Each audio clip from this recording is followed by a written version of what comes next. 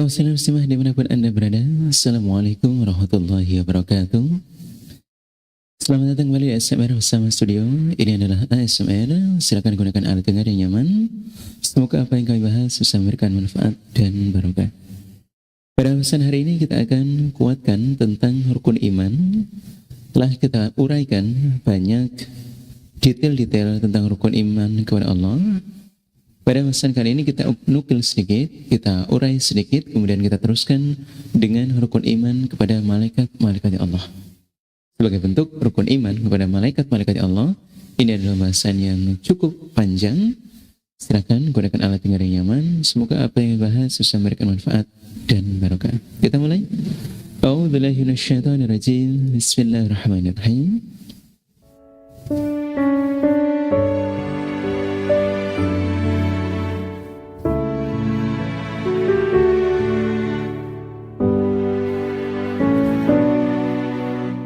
Segala puji bagi Allah, Zat yang tidak memiliki anak, yang tidak ada sekutu bagi Allah di dalam kerajaannya, dan Allah tidaklah hina sehingga membutuhkan penolong baginya. Dan agungkanlah Allah, dan agungkanlah Dia Allah dengan pengagungan yang sebesar-besarnya. Aku bersaksi bahwa sesungguhnya tidak ada Tuhan yang berhak disembah kecuali Allah yang Maha Esa, yang tidak ada sekutu baginya dalam ketuhanannya dan keilahiannya.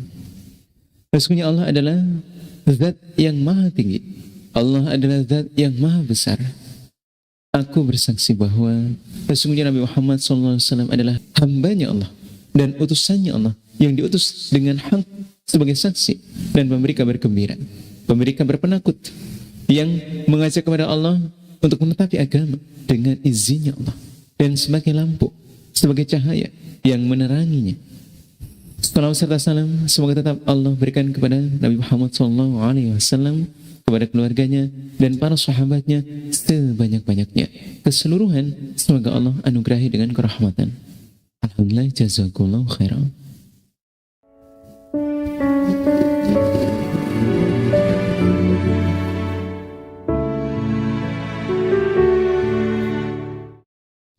Kaum muslimah yang kami hormati, di dalam pembahasan sebelumnya telah dibahas tentang beriman kepada Allah, namun belum dibahas lebih lanjut tentang rukun iman yang 6. Rukun iman yang bahas tentang khusus terhadap para malaikat Allah.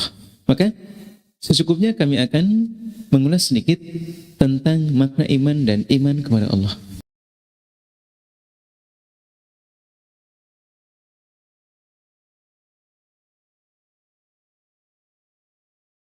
Iman menurut bahasa ialah membenarkan, itu ialah iman. Sedangkan menurut istilah syar'i, iman adalah meyakini dengan hati, mengucapkan dengan lisan, serta membuktikannya dengan amal perbuatan kita. Rasulullah SAW bersabda, kami bacakan, Al-imanu bid'un wa sab'un aw bid'un wa sittuna syu'bah, wa afdaluha qawlu la ilaha illallah wa adnaha imatatul adha anit tariq wal haya'u syu'batu minal iman. Rawahu Muslim fi Kitabil Iman. Memiliki pengertian, iman itu lebih dari 70 atau lebih dari 60 cabang keimanan. Nah, cabang yang paling utama adalah kalimah la ilaha illallah, dan yang paling ringan adalah membuang kotoran dari jalan dan praktek rasa malu. Atau seseorang yang memiliki rasa malu, ini juga termasuk dari cabang keimanan, atau ini salah satu yang menjadi wujud keimanan seorang. Ini kan sesuatu yang luar biasa, atau bagian praktek dari iman ialah rasa malu, juga termasuk bagian dari praktek keimanan seseorang, mewujudkan praktek seseorang yang beriman kepada Allah dengan memiliki rasa malu. Kaum yang kami hormati, iman kepada Allah memerlukan ilmu terlebih dahulu tentang siapa sebenarnya Allah itu. Ketahuilah, Allah ialah sebutan atau nama Tuhan yang tiada Tuhan selain Allah. Allah adalah wujud tertinggi, wujud teragung, Zat yang maha suci, yang maha mulia. Ketahuilah, darinya kehidupan berasal dan kembalinya akan kepada Allah pula. Kalau dalam kalimat, ketika kita sedang mendengar ada orang-orang yang meninggal dunia, yang wafat, kita akan mengutarakan sesuai dengan tuntunan Rasulullah, inna lillahi wa inna ilaihi raji'un. Semua miliknya Allah dan akan kembali kepada Allah pula. Alhamdulillah, jazakumullahu khairan. Allah adalah tuntunan setiap jiwa, setiap golongan, setiap bangsa. Manusia tentunya akan bisa merasakan dan menyadari keberadaannya dan kehadirannya sejak masa yang paling awal.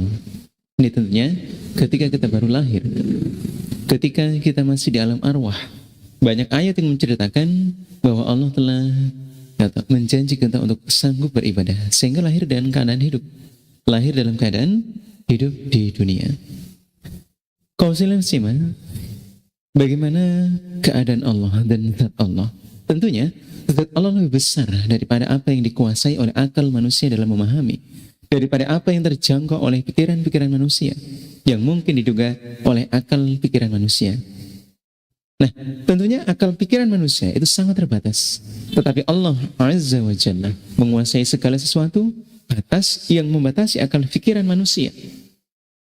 Allah menguasainya. Nah, karena itu akal pikiran manusia tidak akan pernah mampu mengetahui dan melihat zat Allah secara zahir. Atau bahkan di dalam banyak riwayat hadis dijelaskan, memang Allah itu beraling-aling dengan tabirnya. Allah tidak akan memperlihatkan wujudnya sewaktu hidup di dunia ini. Nah, kemudian bagaimana sikap kita? Bagaimana memahami tentang keadaan itu? Nah, ketahuilah, sikap tersebut bukan berarti pengekangan terhadap kebebasan berpikir atau dukungan untuk kebekuan wawasan, bukan seperti itu. Melainkan sikap menyadari keterbatasan diri, akal dan pikiran manusia, agar kita dijaga tidak terperosok dan tersesat oleh pemikiran di luar batas kemampuan manusia. Pikiran kita dilindungi oleh usaha-usaha untuk mencoba sesuatu yang tidak memiliki kelengkapan sarananya. Kalau dalam riwayat hadis yang lain menyebutkan tafakkaru fi khalqillah wala tafakkaru fi dzatillah fatuhlik. Jadi untuk betul-betul meyakini dengan hisi atau dengan akli atau dengan fitrah dan syar'i, atau kita coba untuk juga memperhatikan terhadap ciptaan Allah, atau bagaimana Allah menciptakan alam dunia ini, itu seharusnya mampu untuk bisa menguatkan keyakinan kita kepada Allah dan menjaga akal kita agar tetap sehat dan iman kepada Allah Subhanahu wa taala. Alhamdulillah, jazakumullahu khairan.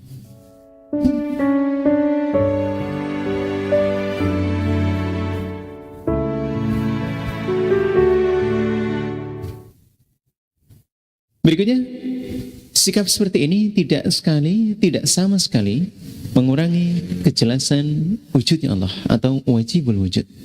Wujudnya tentu nyata bagi setiap jiwa, tercermin dengan jelas pada keajaiban keindahan segenap ciptaannya, segenap keagungannya, dan syairullah yang ada di muka bumi. Jadi untuk mengimani kepada Allah itu sangat mampu. Para kaum muslimah yang berbahagia, sepanjang sejarah, para pemikir dan para sarjana dari berbagai ilmu dengan argumentasi sesuai keahlian dan bidang ilmu masing-masing, menegaskan tentang adanya dan membuktikan tentang adanya wajibul wujud, harus adanya Allah. Wajibul wujud, adanya Allah. Sejarah membuktikan pula bahwa para nabi dan rasul mengajarkan bukan hanya masalah kebenaran wujudnya, tapi juga mengajarkan bagaimana yang semestinya dilakukan oleh manusia yang telah mengakui adanya wajibul wujudnya Allah tersebut. Jadi kalau Rasul dan Nabi itu memberikan ayat, memberikan nasihat, memberikan pitutur yang meyakinkan terhadap wajibul wujud. Juga kita sebagai seorang mukmin yang iman kepada Allah, ini akan mengandung 4 hal untuk membuktikan keimanan kita. Pertama, iman terhadap wujudnya Allah. Kemudian yang kedua, iman kepada Allah sebagai Rabb, iman kepada Allah sebagai Rabb, sebagai pencipta. Dan ketiga, iman kepada Allah sebagai satu-satunya zat yang berhak disembah atau ilahiyah. Kemudian yang keempat, iman kepada Allah yang memiliki nama-nama dan sifat-sifat yang disebutkan di dalam Al-Quran dan juga Al-Hadis yang dijabarkan oleh Rasulullah SAW. Alhamdulillah, jazakumullahu khairan.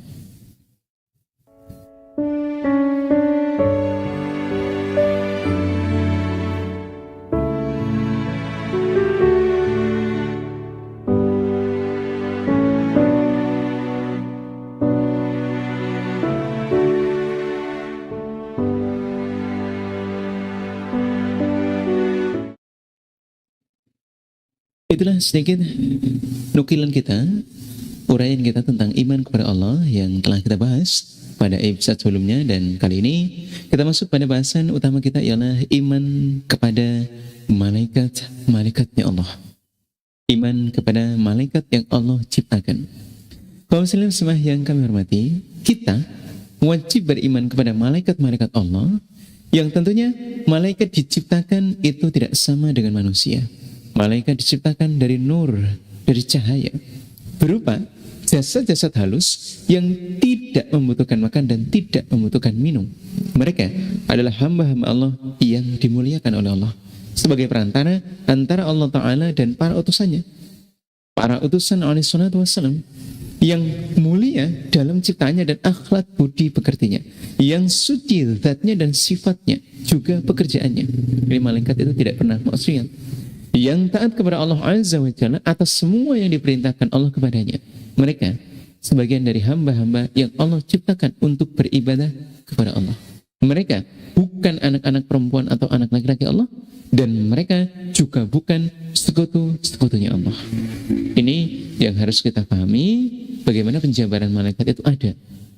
Kemudian bagaimana macam-macam malaikat dan juga beserta dengan kewajiban dan tugasnya. Kaum muslimin muslimah yang kami hormati, pertama ialah tentunya Allah menciptakan para malaikat dengan tugas yang berbeda-beda. Kalau dikatakan sebuah perantara atau antara Allah dan Rasulnya, itu berarti ada tugas di sana.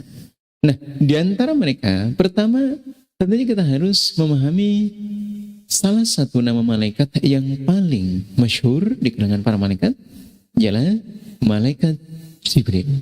Malaikat Allah yang memiliki nama malaikat Jibril. Dia bertugas untuk menyampaikan wahyu dari Allah kepada para rasulnya. Malaikat Jibril memang diutus untuk menyampaikan firman Allah. Di mana? Di dalam Al-Quran Allah mengatakan, Allah berfirman, kami bacakan. A'udzubillahi minasyaitonirrajim. Bismillahirrahmanirrahim.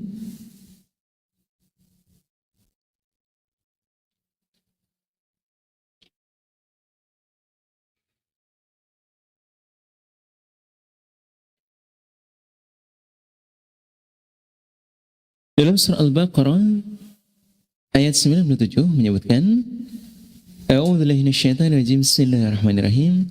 Qul man kana aduwwan li Jibril fa innahu nazzalahu 'ala qalbika bi idznillah musaddiqan lima baina yadayhi wa hudaw wa busyra lil mu'minin. Surah Al-Baqarah ayat 97.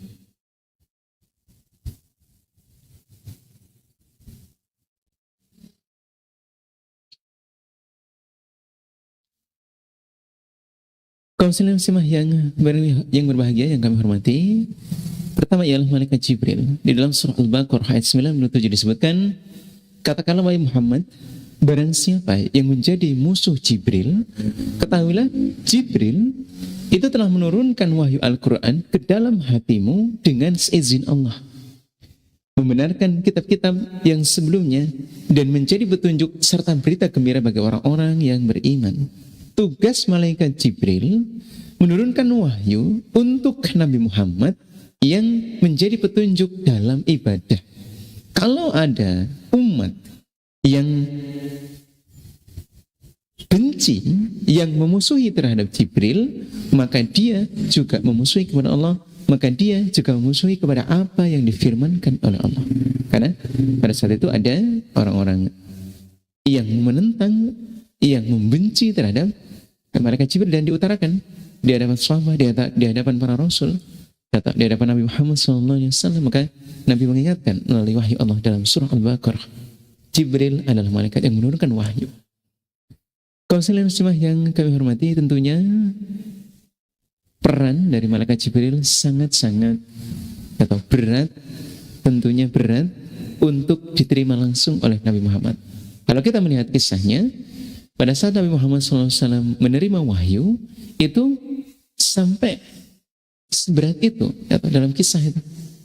Ketika wahyu turun, Nabi kedinginan, ingin minta untuk diselimuti oleh Aisyah, dan dia mengeluarkan suara-suara yang tidak nyaman di sana, sampai seperti suara bunyi onta yang sakit gitu. Nah ini tentunya mendapatkan wahyu itu bukan sesuatu yang mudah, tapi ya tetap dilaksanakan, tetap diterima. Dan kemudian saking penasarannya para sahabat ketika Nabi mendapatkan wahyu itu, sampai ingin melihat di dalam selimut itu apa yang Nabi rasakan. Karena melalui malaikat Jibril yang memberikan wahyu itu tidak semudah itu ya. Kalau kita sudah membaca Al-Quran ini dengan teori yang mudah ya, atau dijabarkan, dibacakan. Kalau Nabi menerima wahyu itu berat sekali. Jadi malaikat Jibril yang telah mendapatkan tugas dan amanah menyampaikan wahyu ini adalah sesuatu yang sangat harus kita imani dan kita agungkan keberadaannya. Walaupun kemudian kita juga harus meyakini malaikat Jibril adalah makhluk Allah pula. Tugasnya sangat luar biasa. Menjadi makhluk Allah yang menyampaikan firman antara Allah dan Nabi Muhammad SAW dan juga Rasul-Rasul sebelumnya. Alhamdulillah, jazakumullah khairan.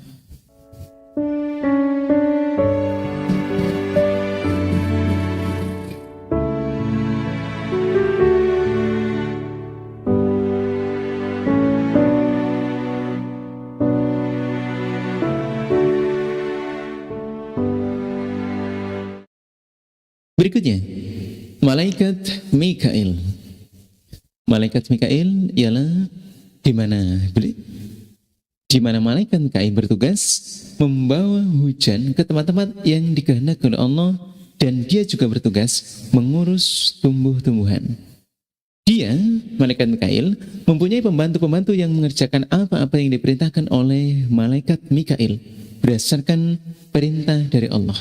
Mereka mengarahkan angin dan juga mendung serta menurunkan air hujan dari langit. Menurunkan di tempat-tempat yang dikehendaki oleh Allah. Nah, dalam riwayat Imam Tabrani, dalam tafsir Mu'jamil Kabir, meriwayatkan di dalam Mu'jamil Kabir bahwa Nabi bertanya kepada malaikat Jibril tentang tugas malaikat Mikail. Di sana kami bacakan. Pertanyaan Nabi dijawab, ala ayyi syai'in Mikail? Ala ayyi syai'in Mikail? Qala ala nabati wal qatari. Wal qatar. Ala nabati wal qatar. Artinya,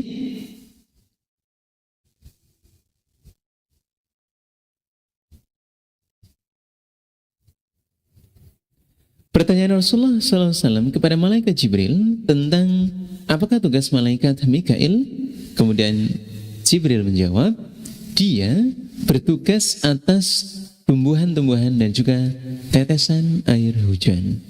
Jadi malaikat itulah yang bertugas untuk mengirimkan hujan dan tetesan hujannya serta mengurusi tumbuh-tumbuhan yang ada di muka bumi. Alhamdulillah, jazakallahu khairan.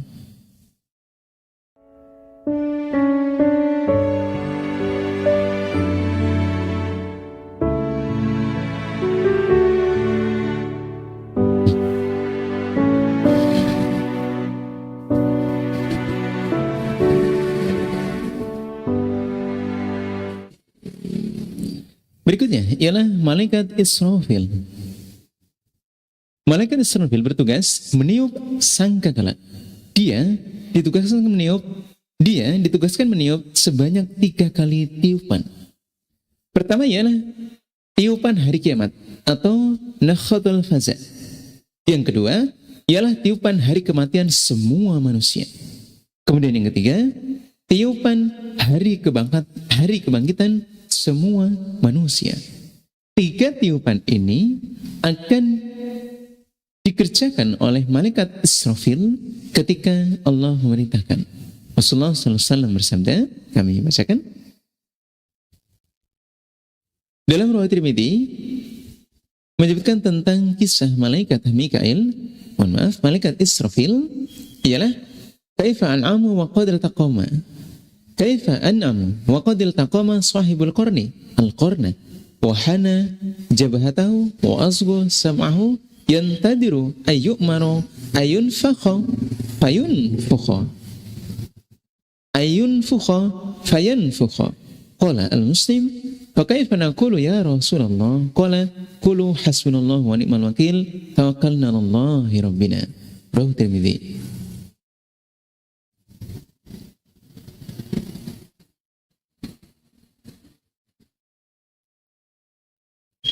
Di dalam riwayat Tirmidzi, Rasulullah SAW menceritakan tentang kekhawatiran.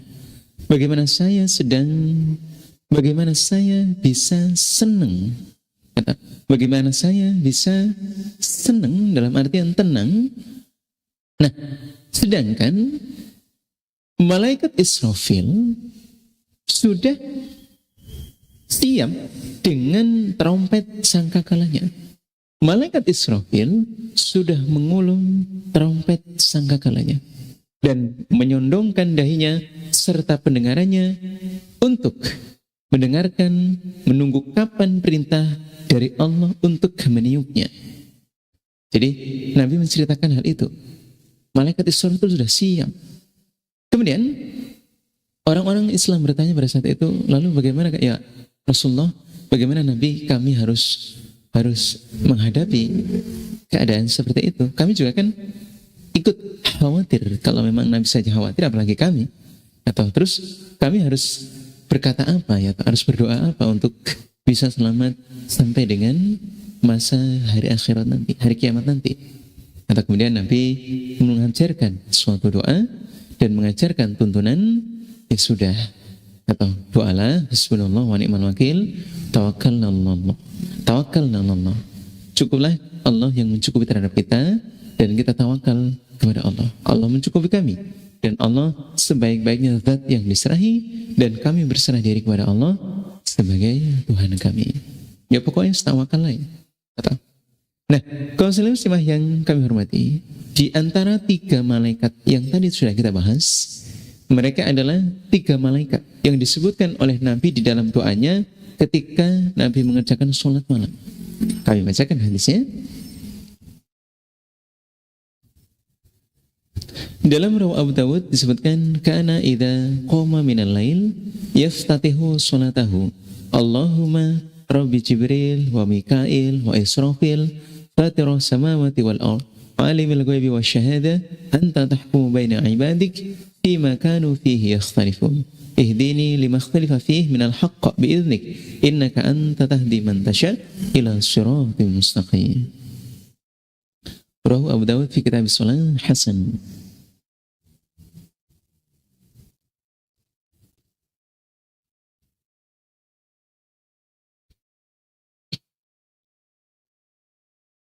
Artinya memiliki pengertian, memiliki arti adalah Nabi SAW ketika membuka sholatnya dengan membaca doa, ya Allah, Tuhannya malaikat Jibril, Tuhannya malaikat Mikail, dan malaikat Israfil yang menciptakan beberapa langit. Kami ulang sedikit. Ya Allah, Tuhannya malaikat Jibril, Tuhannya malaikat Mikail, dan Tuhannya malaikat Israfil. Jadi 3 malaikat ini disebutkan di dalam doa malamnya Nabi. Kemudian Allah adalah zat yang menciptakan beberapa langit dan bumi. Allah adalah zat yang mengetahui barang gaib dan barang yang nyata. Engkaulah Allah yang menghukumi di antara hamba-hambamu tentang apa yang mereka perselisihkan. Tunjukkanlah kepadaku dengan izinmu kebenaran yang diperselisihkan di dalamnya.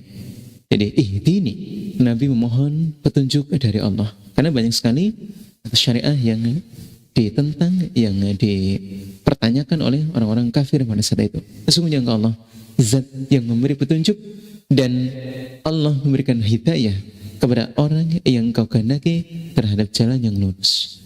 Alhamdulillah, jazakumullah khairan. Jadi ketika kemudian kita mulai untuk diberikan pemahaman tentang adanya 3 malaikat ini, ya, malaikat-malaikat ini adalah memiliki tugas yang harus kita pahami pula. Jibril, kemudian malaikat Mikail, dan juga ketiga malaikat Israfil. Semoga 3 bahasan malaikat ini atau bisa memberikan wawasan baru untuk kita bagaimana mereka bertugas menjadi malaikat yang menjadi makhluk Allah yang dipilih untuk diberikan amanah Seperti demikian itu. Alhamdulillah, jazakumullah khairan.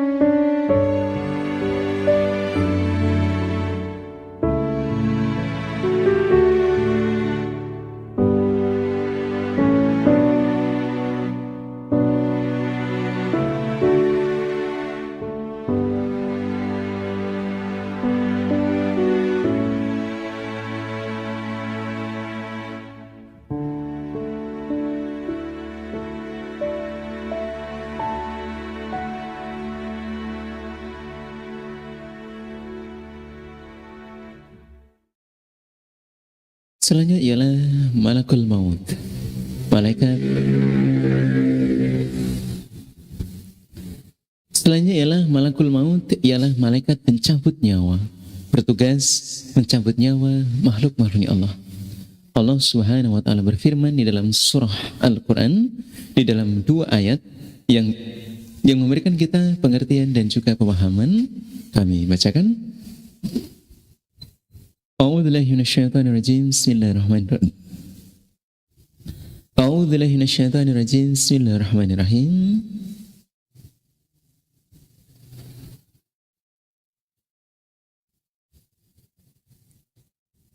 Qul yatawaffakum malakul maut alladzi wukila bikum thumma ila rabbikum turja'un. Surah As-Sajdah ayat 11. Kemudian di dalam surah Al-Anfal ayat 50 juga menyebutkan Bismillahirrahmanirrahim. Walau tara tawaffal ladzina kafarul malaikah yadribuna wujuhahum wa adbarahum wa dhuqu 'adzabal hariq.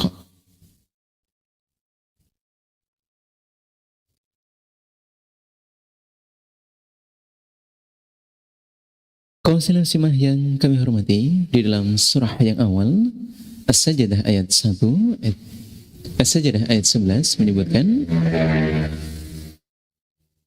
dalam surah As-Sajdah ayat 11 menyebutkan Nabi Muhammad diperintahkan untuk menyampaikan, katakanlah Muhammad, malaikat maut yang diserahi untuk mencabut nyawa kalian akan mewafatkan kalian, akan mencabut nyawa kalian, dan kemudian hanya kepada Tuhan kalianlah kalian akan dikembalikan, dan semuanya akan kembali kepada Allah. Inna lillahi wa inna ilaihi raji'un, akan dikumpulkan di hadapan Allah. Kemudian dalam surah Al-Anfal ayat 50 juga menyebutkan, yang sudah kami bacakan tadi, memiliki makna sebuah peringatan, ya toh? Artinya, kalau engkau melihat, kalau kamu melihat ketika para malaikat mencabut jiwa-jiwa orang-orang yang kafir, mereka seraya memukul muka dan belakang mereka dan mengatakan terhadap orang-orang kafir, rasakanlah siksa neraka yang membakar. Nah ini tentunya dengan keadaan yang demikian ini, kalau itu tidak goib, kita akan merasa ngeri, ya, karena dalam mencabutnya itu dengan mencabut dengan keras, dengan sakit, atau bahkan dipukul dan dikata-katai, ya, rasakanlah siksa neraka. Maka ini Masya Allah.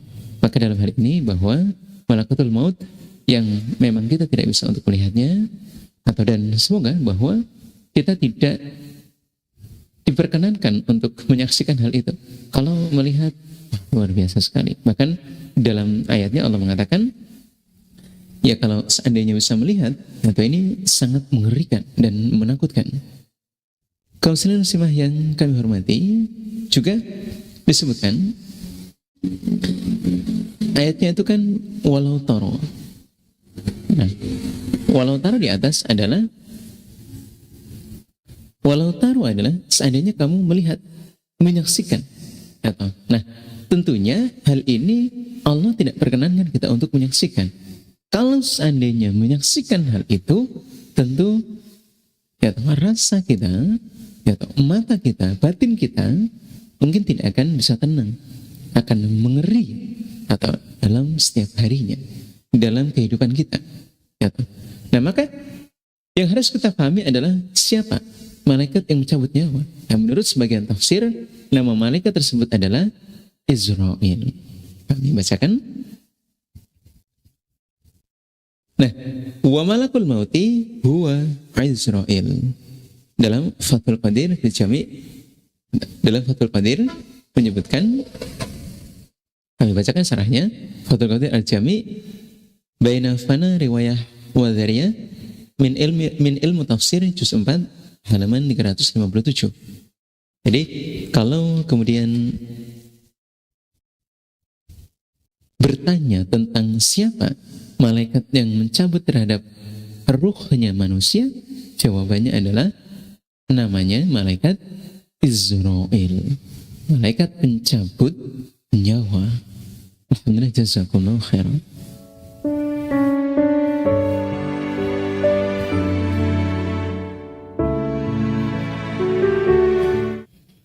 Kemudian bagaimana dalam melaksanakan mencabut nyawa? Nah, malaikat maut mempunyai pembantu-pembantu dalam melaksanakan tugas mencabut nyawa sesuai dengan keterangan yang ada dalam beberapa kitab tafsir, seperti halnya tafsir Al-Khazin juz 4 halaman 400 dan atau Tantawi juz 1 halaman 1474. Nah, di sana menjelaskan banyak malaikat maut ini tidak bekerja sendirian.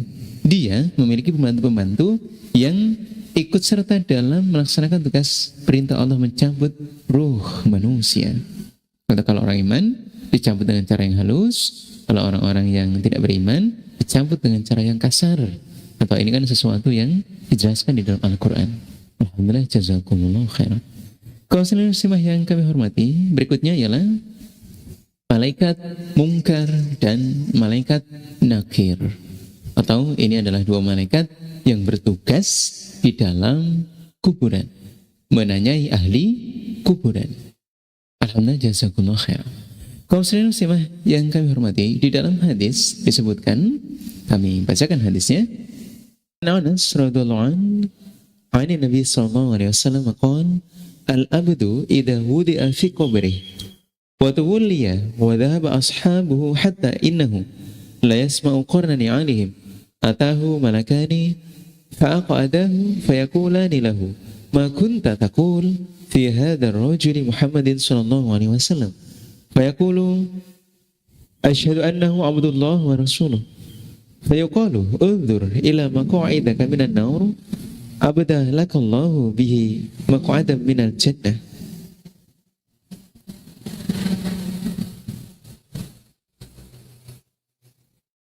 Fayarahuma jami'a wa ammal kafiru awil munafiq fayaqulu la adri kuntu aqulu ma yaqulu an-nas fayaqulu la daraita wa la talaita thumma yudribu bimitraqati min hadidin durbatan baina udhunayhi fayasihu sayhah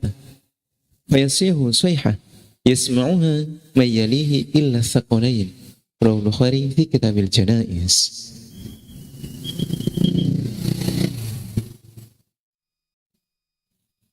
Kaum muslimah yang kami hormati, di dalam Rawahu Bukhari menyebutkan tentang tugas dan kegiatan malaikat mungkar dan nakir. Pengertiannya demikian.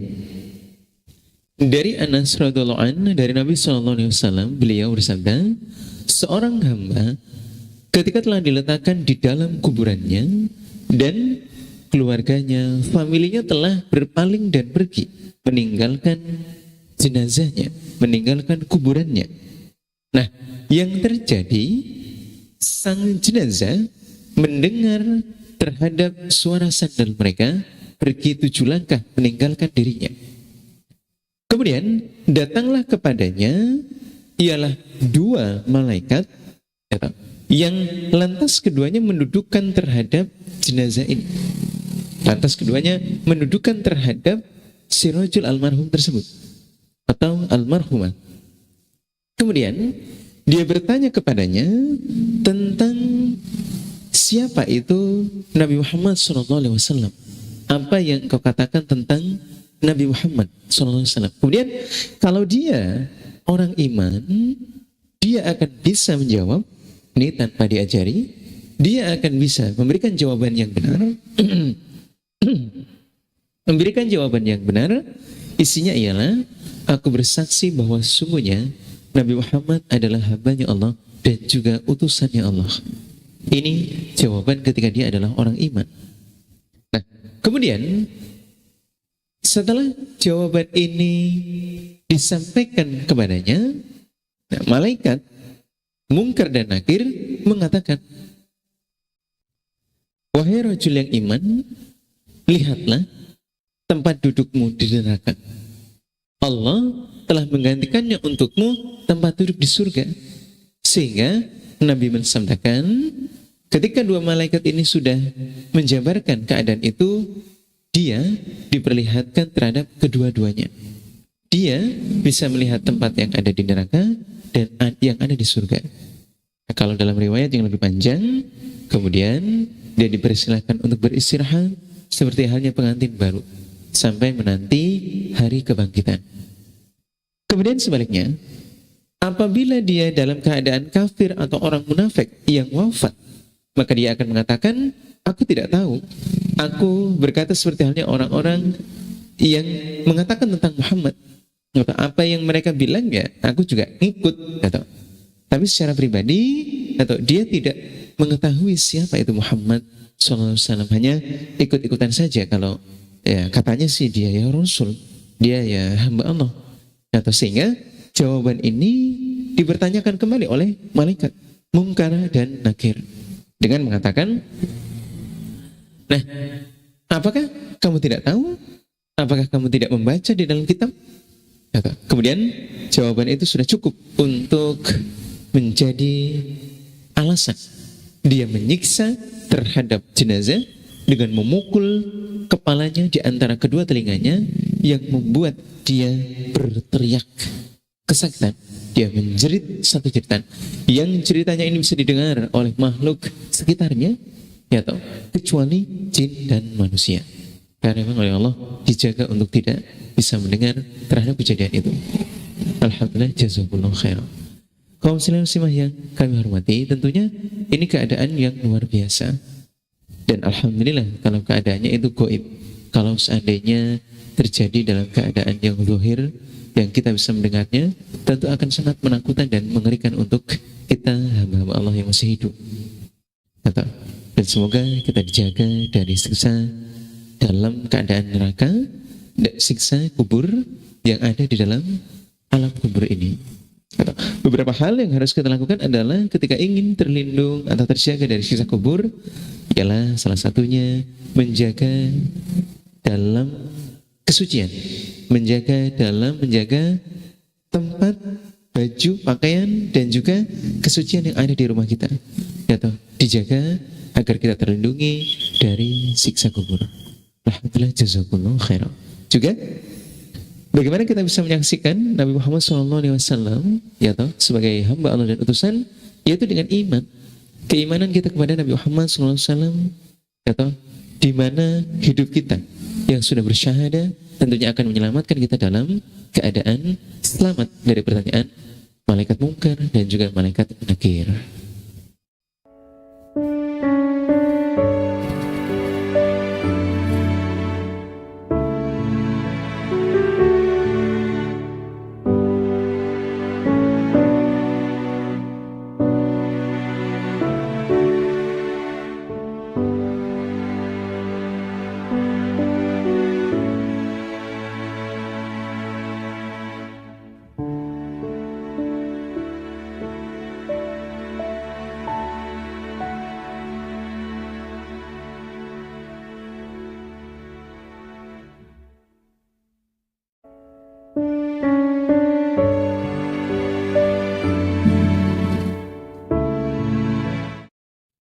Berikutnya kami bacakan ialah sumber dari nama malaikat Munkar dan Nakir.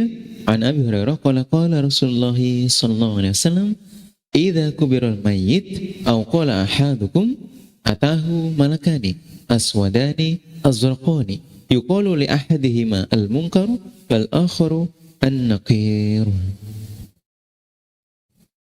Rawahu Tirmidzi fi Kitabil Janaiz.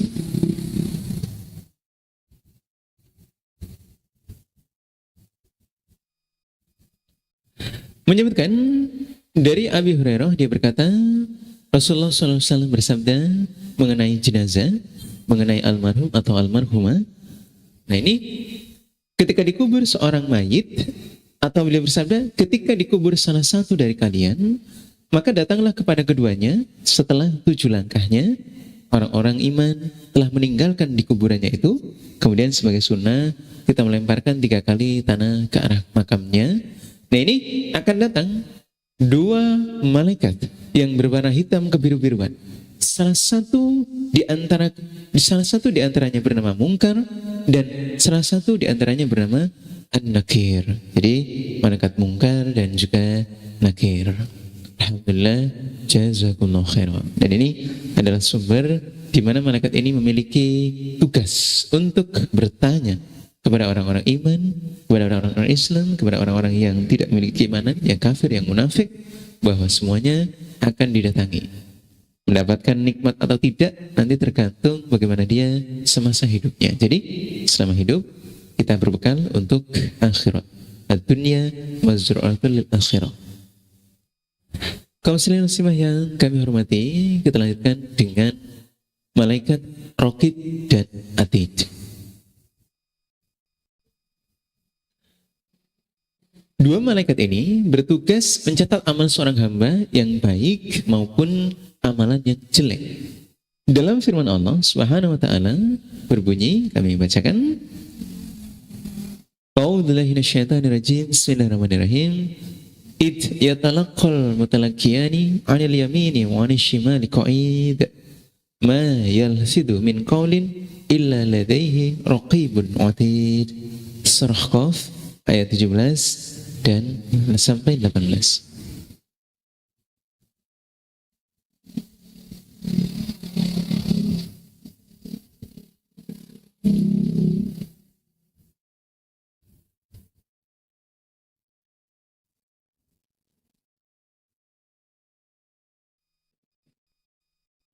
Memiliki pengertian dan makna, yaitu ketika 2 malaikat mencatat amal perbuatan seorang, maka duduk di sebelah kanan dan yang lain duduk sebelah kiri.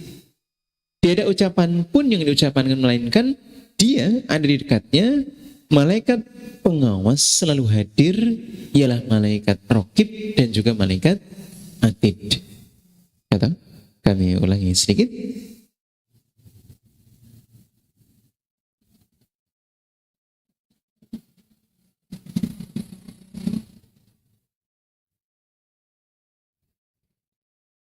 Kita ulas kembali.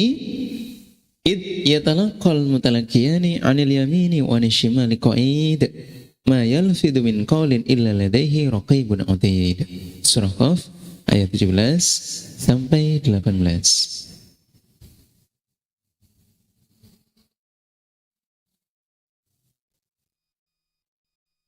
Memiliki pengertian dan juga makna, yaitu 2 malaikat yang mencatat amal perbuatannya manusia.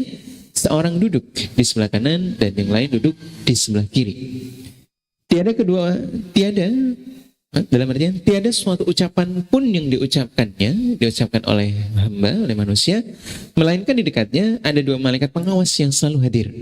Jadi apapun yang kita kerjakan, apapun yang kita amalkan akan diawasi oleh malaikat Raqib dan juga malaikat Atid. Jadi tidak ada yang lepas dari pengawasannya. Berikutnya, di dalam Rawal Baghawi diceritakan pula, kami bacakan. An Abi Umamah qala qala Rasulullah sallallahu alaihi wasallam, katibul hasanati ala yamini rajul wa katibus sayyiati ala yasari rajul wa katibul hasanati amirun ala katibis sayyi'at fa idza amila hasanah katabaha sahibul yamini 'ashran wa idza amila sayyi'ah qala sahibul yamin li sahibis shimal da'hu sab'a sa'atin la'allahu yusabbihu aw yastaghfiru. Urul Bagawi wa hasanah Albani fi sahih.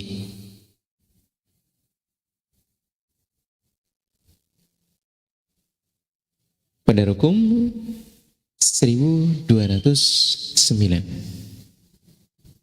di dalam Rawal Bagawi.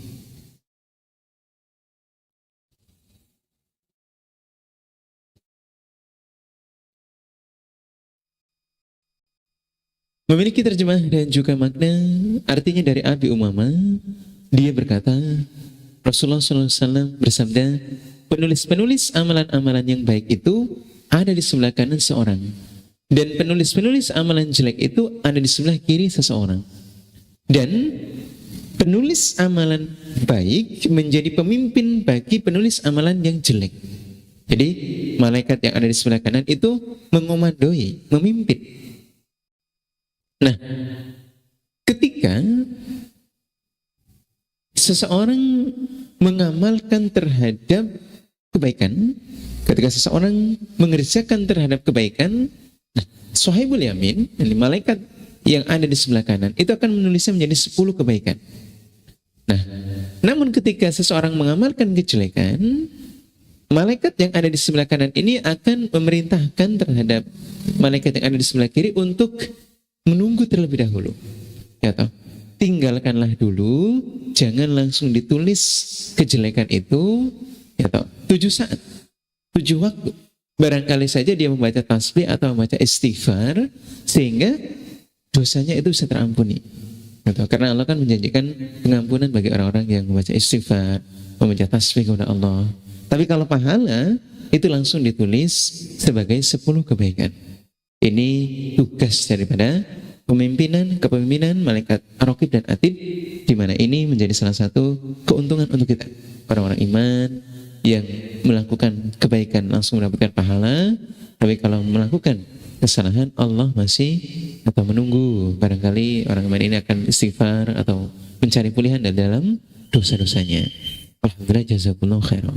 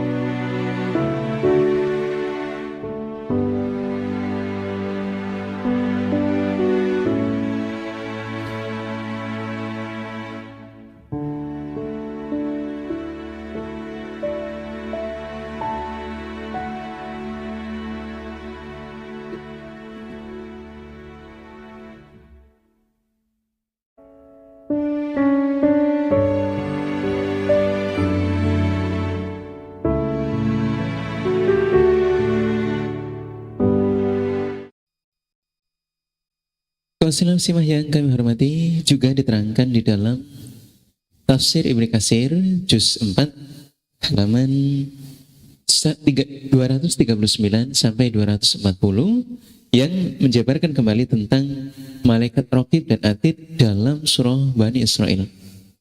Ayat 13 sampai dengan 14, keterangan dan tafsirnya. Kami bacakan terlebih dahulu, silakan didengarkan.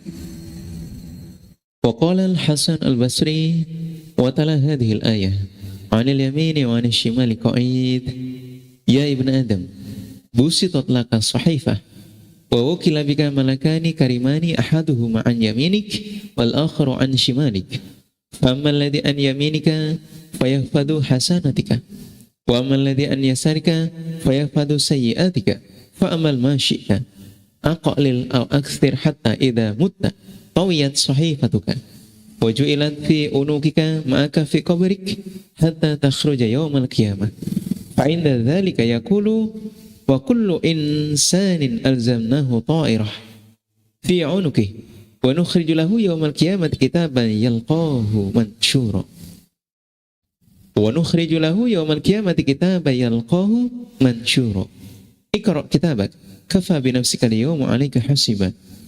Surah Al-Isra ayat 13 sampai dengan 14, fi tafsir Ibnu Katsir juz 4 halaman 239 sampai 240.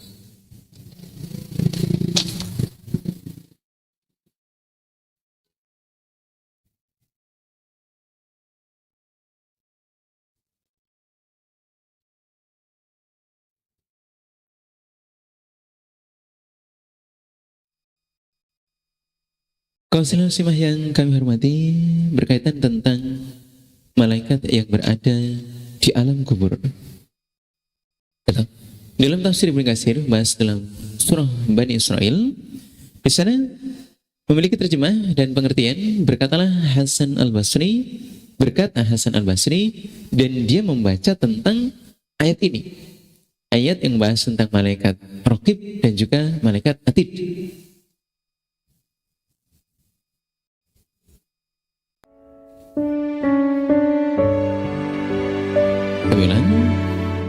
Berkata Hasan Al-Basri, dan dia membaca ayat ini tentang bahasan malaikat yang berduduk, malaikat yang duduk, seorang yang duduk di sebelah kanan dan malaikat yang duduk di sebelah kiri, ialah malaikat Raqib dan juga malaikat Atid.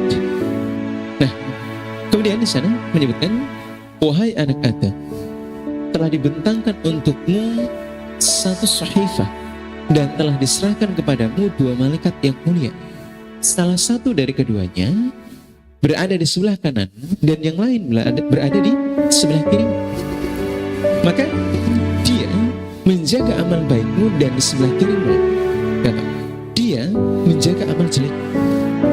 Kalau sebelah kanan dia mencatat atau mengawasi tentang amal baik, dan di sebelah kiri dia akan mencatat dan mengawasi amal buruk kita. Kami ulang dari awal. Artinya, berkata Hasan Al-Basri, dia membaca ayat ini yang memiliki pengertian ialah tentang anil yamini wa anil shimali qa'id, ialah seorang yang duduk di sebelah kanan dan yang lain duduk di sebelah kiri. Nah, kemudian Hasan Al-Basri melanjutkan, wahai anak Adam, telah dibentangkan untukmu satu sahifah dan telah diserahkan kepadamu dua malaikat yang mulia. Salah satu dari keduanya di sebelah kananmu dan yang lain, yang akhir, itu berada di sebelah kirimu. Adapun yang di sebelah kananmu, maka dia menjaga terhadap amal baikmu, dan yang ada di sebelah kirimu, dia akan menjaga terhadap amal jelekmu. Dia akan mengawasi dan mencatat amal jelekmu. Alhamdulillah, jazakumullah khairan.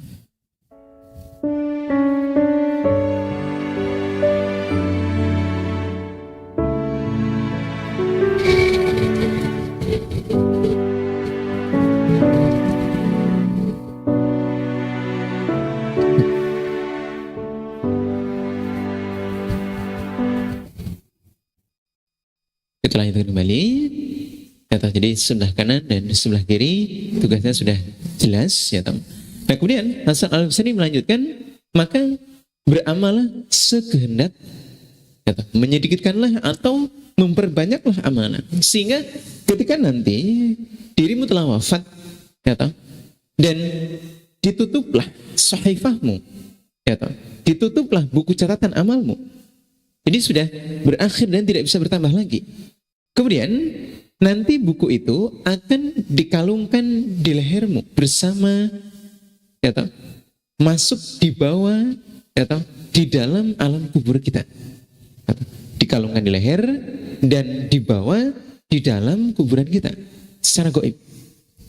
Nah, dalam hal ini Hasan Al-Basri mengingatkan agar perbanyaklah beramal atau menyedikitkanlah beramal sakarepmu.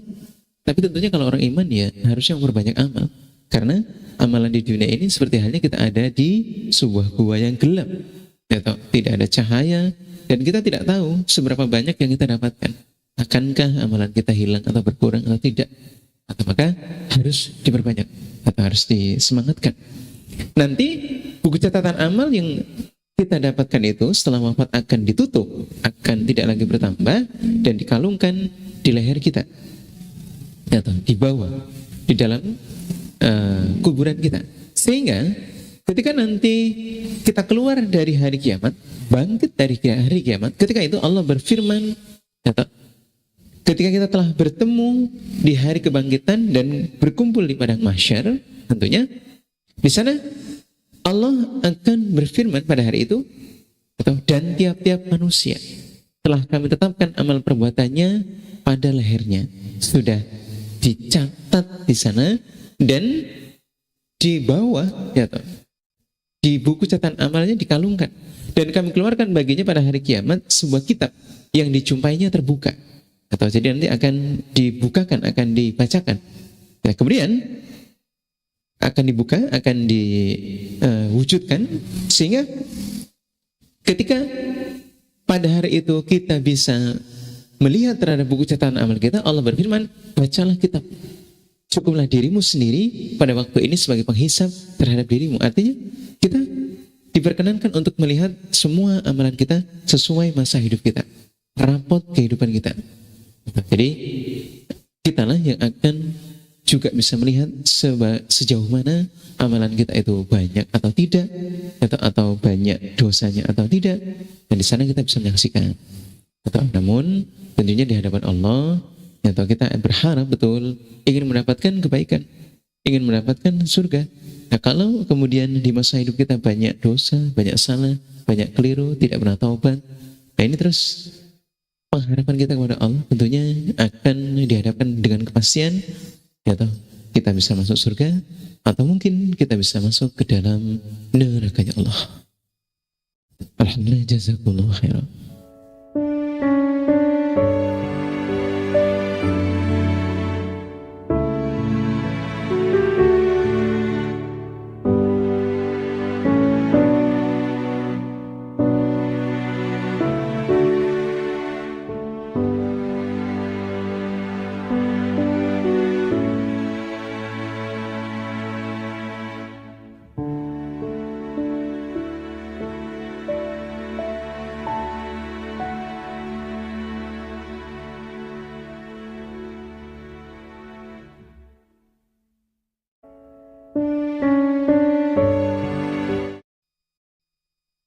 Selanjutnya, malaikat Malik dan malaikat penjaga neraka Jahannam. Malaikat-malaikat yang menjaga neraka Jahannam adalah malaikat Zabaniyah yang dipimpin oleh 19 pemimpin yang semuanya di bawah kepemimpinan malaikat Malik. Allah Subhanahu wa taala berfirman di dalam Al-Qur'an, kami bacakan, A'udzubillahi minasyaitonirrajim. Bismillahirrahmanirrahim. Dalam surah Zuhruf ayat 77. Bismillahirrahmanirrahim. Wa nadaw ya Malik liyaqdi 'alaina rabbuk qala innakum makithun. Surah Az-Zuhruf ayat 77.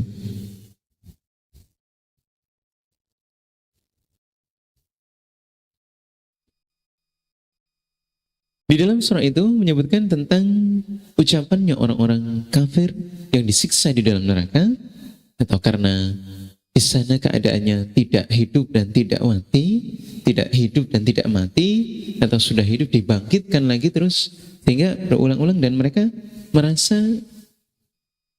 betul-betul merasakan kesakitan dan juga siksa yang luar biasa, sehingga mereka memanggil terhadap malaikat Malik, wahai malaikat Malik, biarlah Allah menghukumi membunuh kami saja agar mati betulan.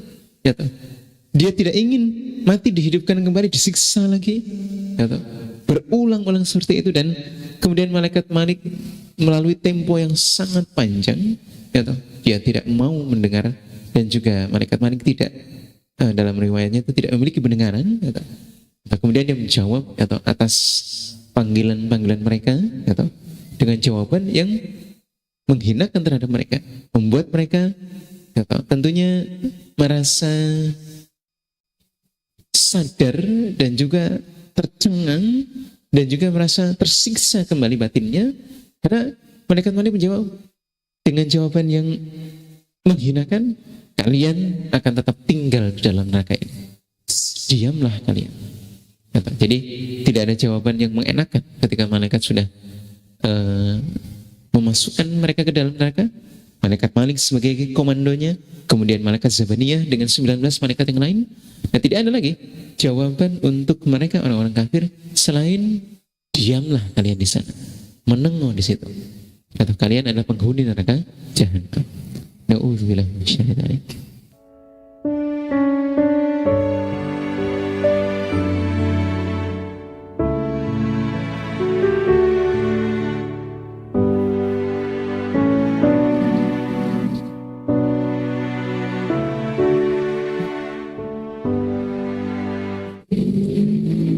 Selanjutnya dalam surah Al-Mudaththir ayat 27 sampai dengan 31 juga menyebutkan A'udzubillahi minasyaitonirrajim. Bismillahirrahmanirrahim.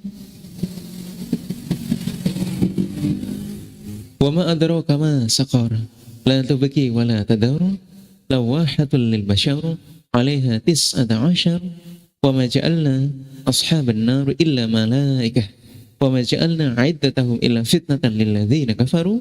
Surah Al-Mudaththir ayat 27 sampai dengan 31.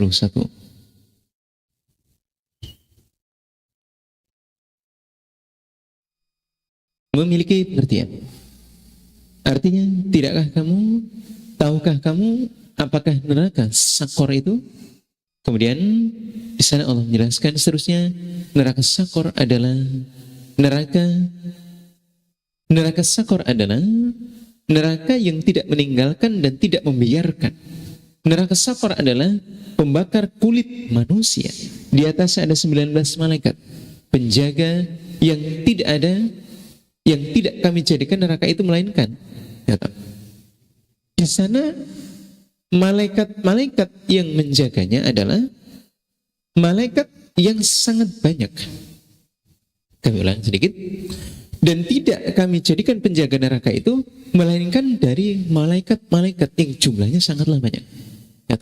Malaikat Malik dipimpin oleh malaikat Zabaniyah, malaikat dipimpin oleh malaikat Malik dan beserta dengan 19 malaikat Zabaniyah.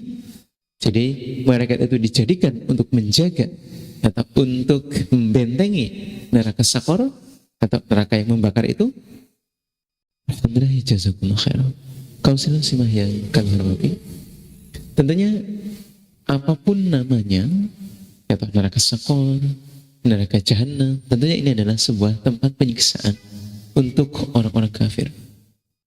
Nah, mendengar kisah-kisah neraka, mendengar kisah-kisah malaikat, nah Allah menyatakan dan memastikan bahwa jumlah mereka itu, bilangan mereka itu akan menjadi cobaan bagi orang-orang yang tidak beriman, akan menjadi cobaan untuk orang-orang kafir. Apakah betul jumlahnya ada 19? Apakah betul pemimpinnya adalah malaikat Malik? Itu kalau orang-orang yang tidak beriman. Tidak berlaku untuk orang-orang. Nah, itu untuk hal itu dilakukan oleh orang-orang kafir dan tentunya tidak berlaku untuk orang-orang iman. Karena orang iman harus meyakini dan memastikan keyakinannya kepada Allah, kepada malaikat-malaikatnya, termasuk penjaga-penjaga neraka Sakor, neraka Jahanam yang ada di akhirat nanti, di neraka Jahanam.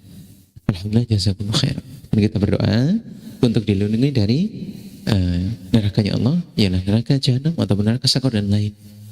Dengan tuntunan doa kami bacakan.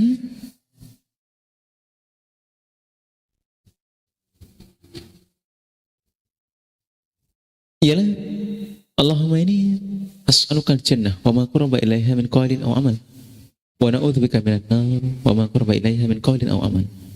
Jadi kalau memohon doa untuk kalau kita memohon doa untuk berlindung dari neraka, maka doa agar kita bisa melaksanakan amalan yang bisa mendekatkan ke dalam surga, Dan kalau kita ingin berlindung dari neraka, maka kita mohon kepada Allah untuk bisa mengerjakan amalan yang bisa mendekatkan kita ke dalam surga, dan kalau ke neraka ya menjauhkan kita dari neraka jahanam, dari neraka apapun. Mohon untuk bisa mengerjakan amalan ataupun perbuatan ataupun ucapan yang bisa mendapatkan surga, dan mohon untuk dijauhkan dari amalan atau perbuatan yang bisa mendapatkan nerakanya Allah. Karena itu salah satu tuntunan doa yang menjadi solusi. Jangan sampai kita mendapatkan bagian. Kalau tadi di alam kuburnya sudah diperlihatkan, kalau selamat tuh ya bisa selamat seterusnya. Maka kaum muslimin dan muslimah yang kami hormati, di dalam kehidupan ini merupakan jembatan. Apakah nanti kita akan mudah atau tidak?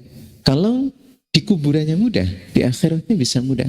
Kalau di kuburannya susah, seterusnya akan lebih susah lagi. Alhamdulillah, jazakumullah khair.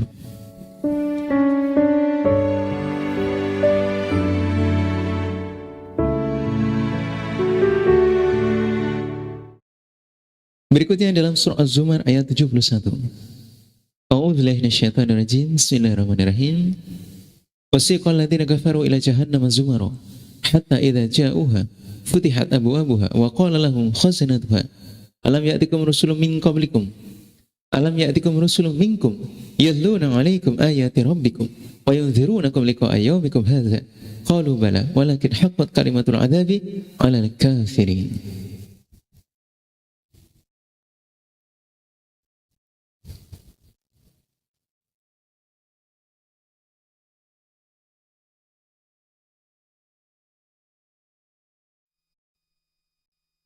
Dalam surah Az-Zumar juga disebutkan, artinya Rasulullah SAW bersabda, didatangkan neraka jahanam pada hari itu yang, ini dalam surah Az-Zumar, firman Allah menyebutkan,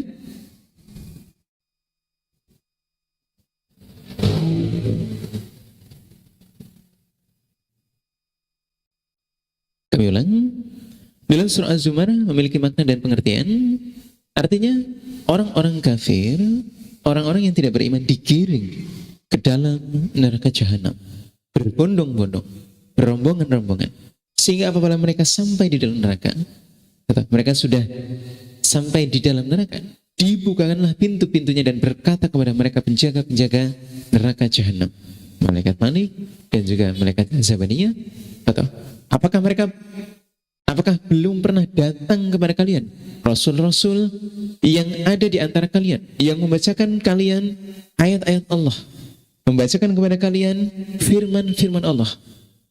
Jadi ini ditegur oleh malaikat Malik, malaikat Zabaniyah. Kemudian mereka bertugas menyampaikan ayat-ayat. Kami ulang sebentar.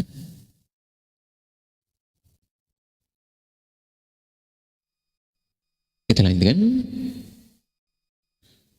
Mereka menyampaikan ayat-ayat Tuhan kalian dan memperingatkan kepada kalian akan pertemuan hari ini, akan perjumpaan di hari akhirat ini. Apa mereka tidak menyampaikan kepada kalian sehingga kok bisa kalian berbondong-bondong masuk ke dalam neraka ini loh? Jadi pertanyaannya malaikat Malik ya, ada kalanya juga terkadang mewoleh-wolehkan mereka, mempermalukan mereka. Dengan pertanyaan demikian mereka menjawab, betul atau benar sih sudah datang, tetapi telah pasti berlaku ketetapan azab bagi kami atau terhadap orang-orang yang kafir. Jadi mereka juga menyadari bahwa adanya mereka datang ke dalam neraka jahanam itu karena ya mereka sudah ditakdirkan, dikotar masuk ke dalam neraka. Mereka meyakini atau bahkan mereka juga sadar Rasul yang datang hari itu tidak diimani. Berikutnya kami bacakan kembali dalam surah di lain riwayat hadis Muslim, Kitabul Jannah wasifati. Dan jadi disebutkan di sana, qala Rasulullah sallallahu alaihi wasallam yu'ta jahannam yauma id laha 70,000 zimamin ma kulli zimamin 70,000 malakir yajurrunaha, rawahu Muslim. Memiliki pengertian. Rasulullah sallallahu alaihi wasallam bersabda, didatangkan neraka jahanam pada hari itu, yang mana di dalam neraka jahanam atau di dalam jahanam itu memiliki 70.000 tali kendari bersama tiap-tiap satu tali kendali, ada 70.000 malaikat yang menariknya. Atau ini tentunya neraka jahanam, baik itu berupa pintunya yang begitu luas, atau para penyiksanya yang begitu banyak, dan juga siksanya yang tidak akan pernah sama dengan siksaan di dunia. Lebih menyakitkan, lebih berat, dan lebih menakutkan dan mengerikan.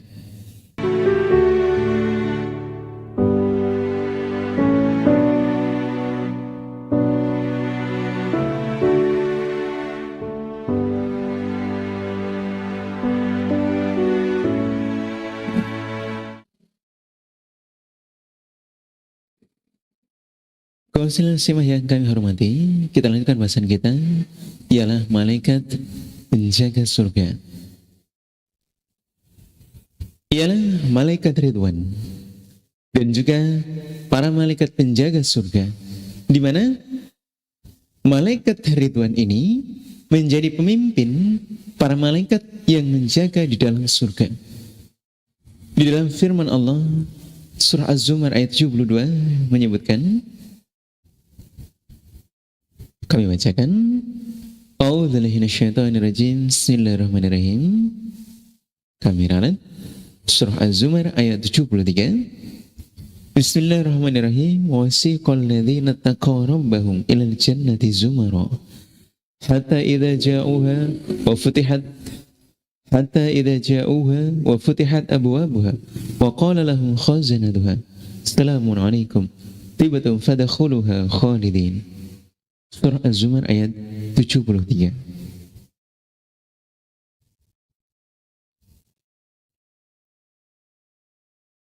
Yang memiliki pengertian dan arti, dan orang-orang yang bertakwa kepada Tuhannya dibawa ke dalam surga dengan berbondong-bondong. Ketika ahli neraka datang dengan berbondong-bondong, atau didorong, atau dipaksa untuk secepat mungkin, nah ini ahli surga juga datang hadir ke dalam surga, atau datang ke depan pintunya dengan berbondong-bondong pula. Nah, sehingga apabila mereka telah sampai ke depan pintu surga, sedang pintu-pintunya sudah terbuka, maka berkatalah kepada mereka penjaga-penjaga surga dengan mengatakan, kesejahteraan dilimpahkan atas kalian semua, berbahagialah kalian. Maka masukilah surga ini, sedangkan kalian kekal di dalamnya. Jadi untuk ahli surga, ini mendapatkan sambutan yang istimewa dari malaikat Ridwan dan semua penjaga surga. Kemudian dalam surah yang lain, kami bacakan, A'udzubillahi minasyaitonirrajim. Bismillahirrahmanirrahim. Jannatu adnin yadkhulunaha wa man salaha min abwaihim wa azwajihim wa dhurriyyatihim wal malaikatu yadkhuluna 'alaihim min kulli bab salamun 'alaikum bima sabartum fa ni'ma 'uqbad dar. Surah Ar-Ra'd ayat 23 sampai 24. Kaum muslimah yang kami hormati, memiliki pengertian surga Aden yang mereka masuk ke dalamnya bersama-sama dengan orang-orang yang soleh, ialah dari bapak-bapak mereka, istri-istri mereka, kemudian cucu-cucu mereka. Nah, sedangkan malaikat masuk ke tempat-tempat mereka, malaikat-malaikat masuk ke tempat-tempat mereka dari semua pintu sambil mengucapkan, Assalamualaikum bima sabartum, atau keselamatan bagi kalian sebab semasa di dunia kalian mau bersabar ibadah kepada Allah. Kita lanjut kembali. Setelah pembahasan yang tadi, kita lanjutkan dengan para malaikat-malaikat yang lain.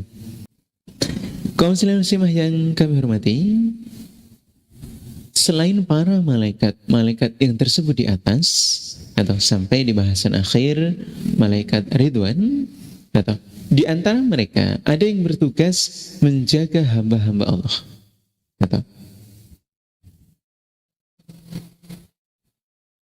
para malaikat yang bertugas menjaga hamba Allah di tempat tinggalnya maupun pada saat bepergiannya, di waktu tidurnya maupun di waktu bangunnya, bahkan di setiap keadaan.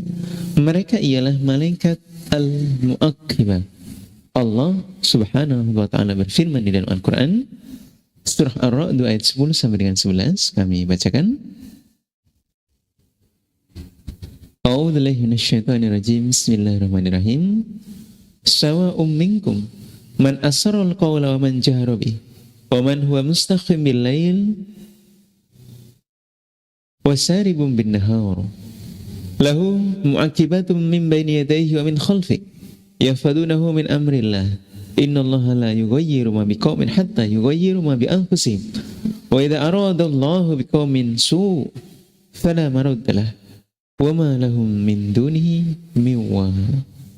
Surah Ar-Ra'd ayat 10 sampai dengan 11.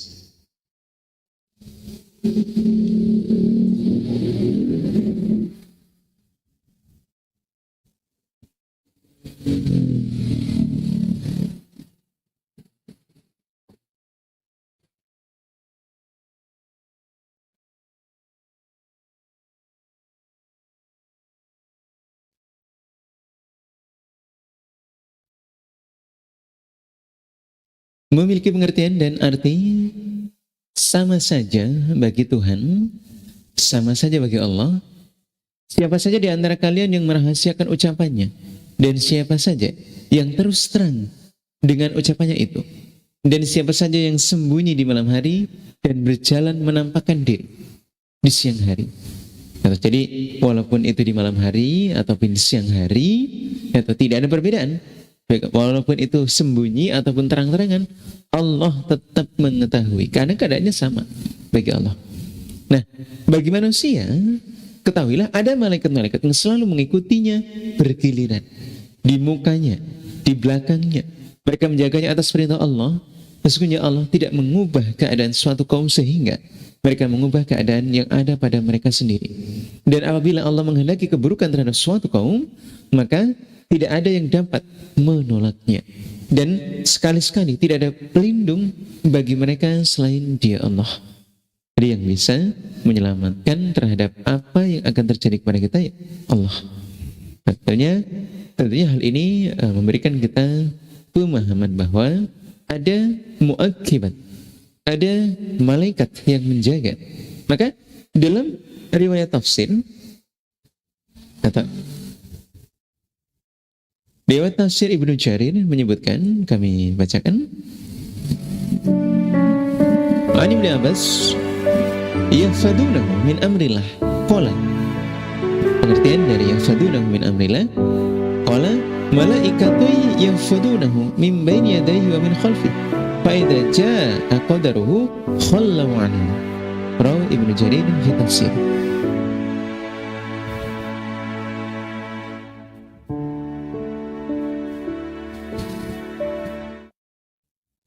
Memiliki makna dan pengertian dari Ibnu Abbas membahas ayat dari surah Ar-Ra'd ayat 10 sampai dengan 11. Nah, ini dibahas oleh Ibnu Abbas. Menurut Ibnu Abbas, mereka adalah malaikat-malaikat yang menjaganya dari depannya dan juga dari belakangnya. Jadi malaikat yang selalu ada menjaga manusia.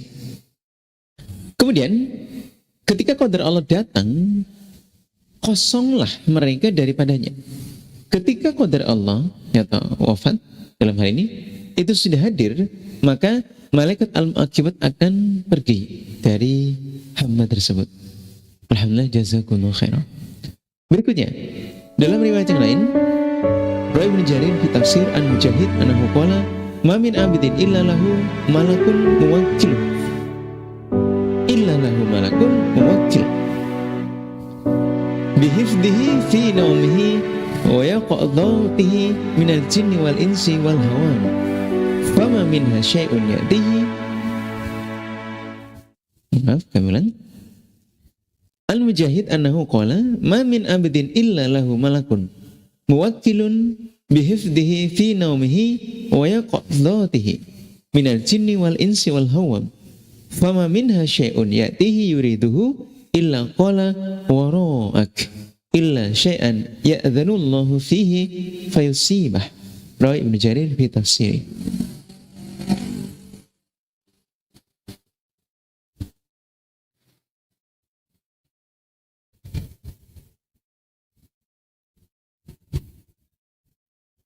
Di dalam tafsir yang lain juga dari Mujahid, nah bahwa sesungguhnya dia berkata, tidak seorang pun hamba kecuali baginya ada malaikat yang diserahi untuk menjaganya di waktu tidurnya dan di waktu bangunnya, untuk menjaganya dari kejahatan jin, manusia, dan juga para binatang.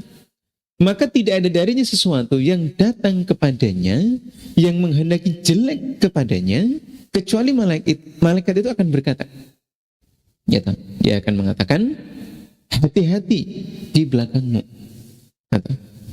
Jadi kalau kemudian ia memberikan atau refleks untuk manusia ini hati-hati, nah bisa jadi bahwa ini adalah kerentek dari malaikat itu yang menjaga kita. Kemudian hal ini bisa melindungi kita. Malaikat tentu mampu untuk melindungi kita, kecuali yang tidak bisa untuk menjadi bahaya untuk kita ialah apabila Allah sudah mengqadarkan hal itu terjadi. Apabila Allah sudah mengizinkan hal itu menjadi suatu qadar, ya nggak bisa. Walaupun malaikat berupaya untuk menjaga kita dari jin, manusia, dan binatang, tapi ketika Allah menghendaki, ya wes, itu terjadi. Maka sesuatu yang sebenarnya sudah dijaga oleh malaikat itu bisa saja tetap akan menimpa terhadap dirinya, bisa saja akan tetap terjadi terhadap musibahnya itu di dalam kehidupannya. Maka di dalam surah Al-Anbiya ayat 47 juga, di dalam surah Al-Anbiya ayat 47 juga disebutkan di sana. Kami bacakan. A'udzubillahi minasyaitonir rajim. Bismillahirrahmanirrahim. Bismillahirrahmanirrahim. Qul may yakhlaukum bil-laili wan-nahar minar rahman bal hum an dzikri rabbihim mu'ridun. Surah Al-Anbiya ayat 42.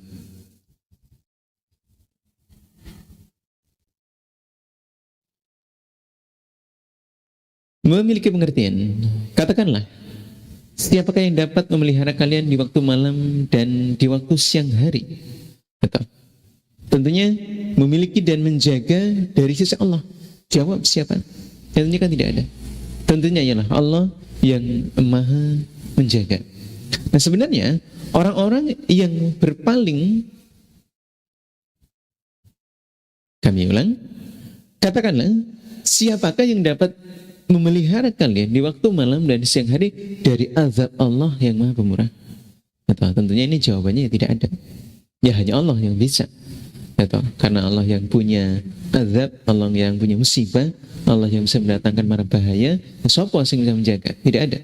Bahkan kalau melihat riwayat yang sebelumnya, ketika malaikat berusaha untuk memberikan kerentek terhadap hati kita, kalau Allah sudah mengqadar, ya nggak bisa. Sebenarnya mereka adalah orang-orang yang berpaling dari mengingat terhadap Tuhan mereka. Jadi ketika Allah memberikan musibah, ketika Allah memberikan mara bahaya, harusnya kita bisa bertafakur, bisa bertadabbur, bisa introspeksi diri. Siapa tahu kita ada sesuatu yang salah dan keliru, sehingga Allah memberikan cobaan. Sehingga kalau Allah sudah menjaga kita dengan melalui doa-doa yang kita ucapkan, ya alhamdulillah, kita bersyukur kepada Allah. Atau salah satu doa penjagaan yang paling umum kita baca dan kita doa ialah ketika diawali melalui keluar rumah. Bismillahirrahmanirrahim. La haula wala quwwata illa billah. Kita bertawakal kepada Allah. Doa keluar rumah. Alhamdulillah. Jazakumullahu khairan.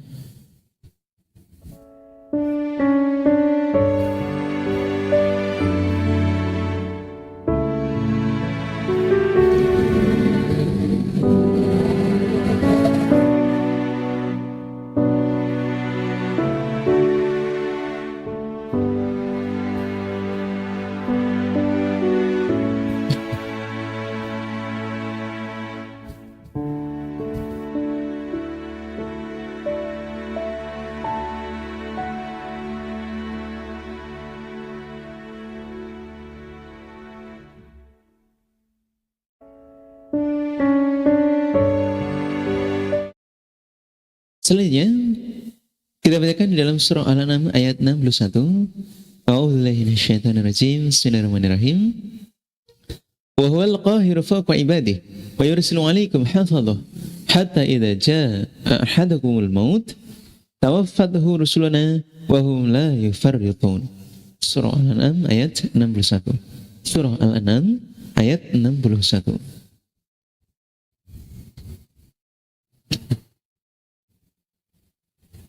Memiliki pengertian dan arti, dan dialah Allah yang mempunyai kekuasaan di atas semua hambanya, atau kekuasaan tertinggi.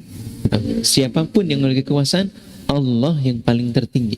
Dan diutusnya kepada kalian malaikat-malaikat penjaga, sehingga apabila datang kematian atau kepada salah satu seorang dari kalian, maka ia diwafatkan oleh malaikat-malaikat yang kami utus. Malaikat-malaikat yang kami tidak melalaikan terhadap malaikat-malaikat yang mereka tidak melalaikan terhadap kewajibannya. Alhamdulillah, jazakumullah khairan.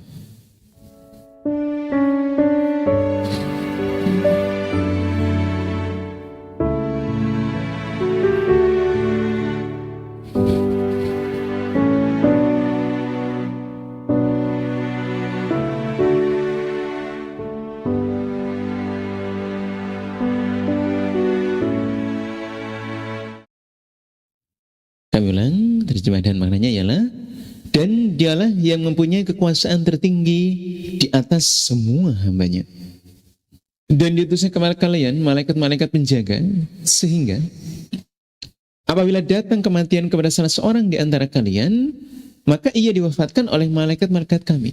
Dan juga ketahuilah, malaikat-malaikat kami itu tidak pernah melalaikan kewajibannya.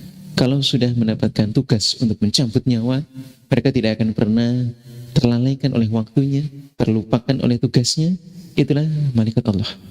Di antara mereka, tentunya para malaikat ini, ada yang memberi kabar gembira kepada orang-orang yang beriman ketika mereka wafat dan di hari kiamat. Allah Subhanahu wa ta'ala berfirman, ini adalah tugas malaikat yang berikutnya, kami bacakan. A'udzubillahi minasyaitonir rajim. Bismillahirrahmanirrahim. Innal ladzina qalu rabbunallah tsumma istaqamu tatanazzalu 'alaihimul malaikah alla takhafu wa la tahzanu wa abshiru bil jannah allati kuntum tu'adun. Nahnu awliya'ukum fil hayatid dunya wa fil akhirah wa lakum fiha ma tashtahi anfusukum wa lakum fiha ma tad'un. Nuzulan min ghafurir rahim. Surah Fussilat ayat 30 sampai dengan 32.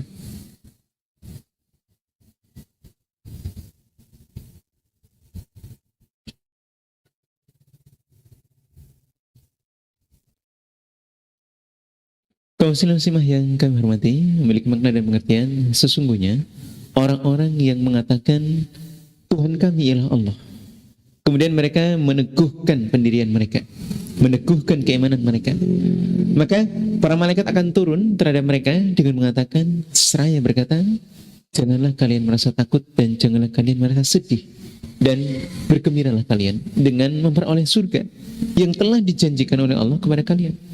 Kamilah pelindung-pelindung kalian, atau kamilah pelindung-pelindung untukmu, atau dalam kehidupan dunia ini dan kehidupan di akhirat. Ini kan memberikan kabar gembira kepada orang yang sedang dalam keadaan dicabut nyawanya.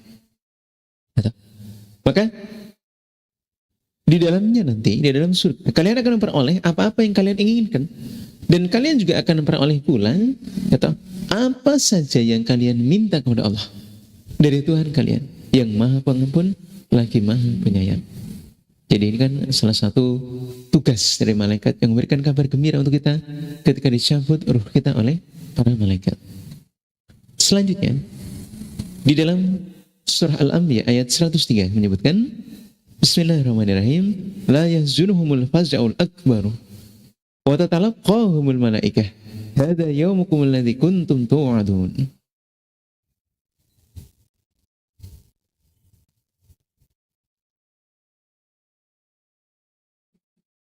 Memiliki makna dan pengertian. Mereka tidak disusahkan oleh kedahsyatan yang besar pada hari kiamat, dan mereka disambut oleh para malaikat. Malaikat berkata, inilah hari kalian yang telah dijanjikan oleh Allah kepada kalian. Nah, ini adalah sambutan pula di mana malaikat itu bertugas dan memberikan kabar gembira untuk kita, memberikan kabar penang untuk kita orang-orang iman.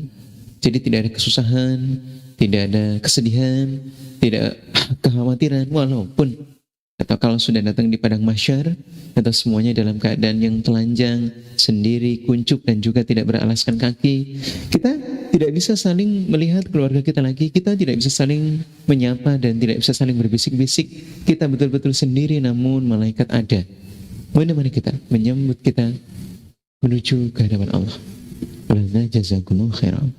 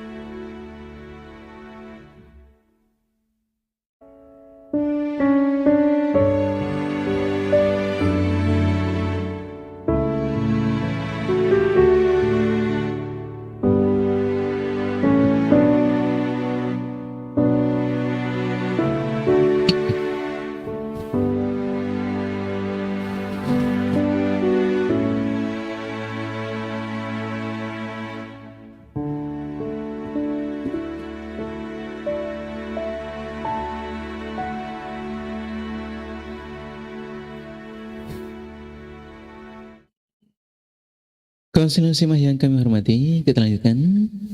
Di antara para malaikat ada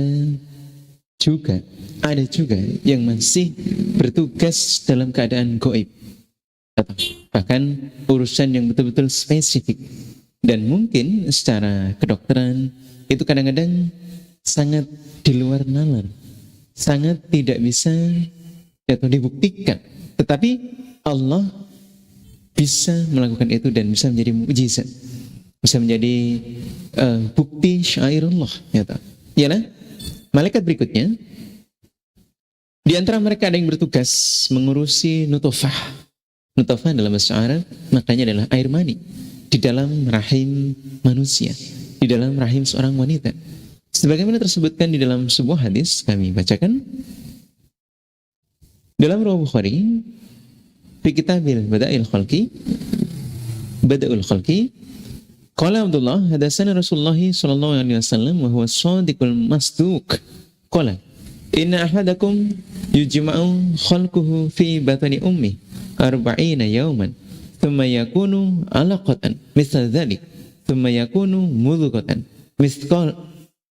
mithla dhalik kamilan thumma yakunu mudghatan mithla dhalik thumma yab'atsullahu malakan fayu'maru bi arba'i kalimatin wa yuqalu lahu uktub amalahu wa rizqahu wa ajalahu wa syaqiyyun aw sa'idun thumma yunfakhu fihi ar-ruh fa inna ar-rajula minkum la ya'mala hatta ma yakunu bainahu wa bainal jannah illa dhira'an fa yasbiqu alaihi kitabuhu fa ya'malu bi amali ahli an-nar wa ya'malu hatta ma yakunu bainahu wa bainan nar illa dhira'un fayasbiqu alaihi alkitabu fayamalu bi amali ahli jannah. Rawahul Bukhari fi kitab Bada'ul Khalqi.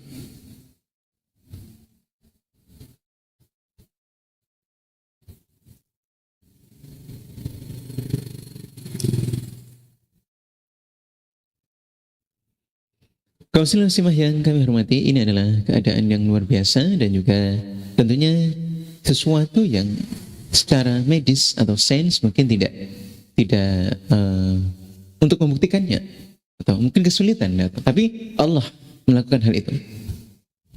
Nah, Dijabarkan dan dijelaskan dalam arti kalau secara fisik apa yang terjadi itu ya secara kedokteran yang tidak terlihat gitu kan. Sesuatu yang memang Allah yang bisa mengerjakan hal itu. Nah, Abdullah berkata, Rasulullah SAW telah menceritakan kepada kami, sedangkan Nabi tentunya adalah seorang hamba yang benar dan apa yang diucapkan oleh Rasulullah SAW itu dibenarkan. Beliau bersabda, sesungguhnya salah satu dari kalian dikumpulkan di dalam perut ibunya selama 40 hari. Kemudian air mani itu menjadi segumpal darah dalam waktu seperti itu juga. Berubah menjadi segumpal darah. Kemudian berubah lagi menjadi segumpal daging dalam waktu seperti itu juga. Dia akan berubah kembali. Kemudian Allah mengutus seorang malaikat, maka diperintahkan dengan 4 perkara. Pertama, diperintahkan kepadanya, tulislah amalannya. Kemudian yang kedua, tulislah rezekinya. Dan kemudian tulislah ajal kematiannya. Jadi dia ditulis menjadi orang yang celaka atau menjadi orang yang bahagia. Nah, kemudian ditiupkanlah ruh di dalamnya.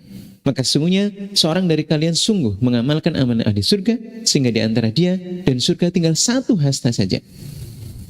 Jaraknya 1 hasta. Namun karena kitab catatan atau qadarnya neraka mendahulunya, sudah ditulis qadarnya itu, maka dia mengamalkan amalan ahli neraka. Dan dia beramal dengan amalan-amalan ahli neraka, sehingga di antara dia dan neraka tinggal 1 hasta. Jadi banyak hal yang terjadi di sana, sehingga penentuannya pun ada di sana. Berikutnya, dan dia beramal amalan ahli neraka, sehingga ketika di antara dia dan di antara neraka tinggal 1 hasta, karena kitab catatan qadarnya sungguh mendahului, atau karena kitab catatan amalan qadarnya surga mendahulunya, maka dia mengamalkan amalannya ahli surga. Jadi kalau kemudian seseorang ketika Allah memerintahkan malaikat di qadar untuk masuk ke dalam surga, maka dari setelah lahir dan setelah dia mulai beramal akan mengerjakan amalan ahli surga. Nah, begitu pula dengan sebaliknya, kalau dia adalah sudah diqadar ketika malaikat menulisnya menjadi ahli surga, maka lahir, hidup dan beramal menjadi seorang yang mengamalkan amalannya ahli surga. Jadi tentunya ini sesuatu yang sudah ditentukan oleh Allah, sudah diqadarkan oleh Allah. Maka kita tentunya berharap qadar yang baik. Kita berharap kelahiran kita adalah kelahiran yang baik. Jadi kalau sudah dilahirkan oleh orang tua kita, bagaimana cara kita untuk mempraktekkan amalan kita menjadi praktek amalan-amalan ahli surga yang mau beribadah, yang mau beramal dan sesuai dengan amalan dan ibadahnya ahli surga. Atau kalau memang Allah mentakdirkan kita menjadi ahli neraka, tentunya kehidupan kita akan begitu, atau sampai dengan wafatnya, atau sampai dengan terakhir hari hidupnya itu, yaitu tetap mengamalkan amalannya ahli neraka. Na'udzubillah min syarri dzalik.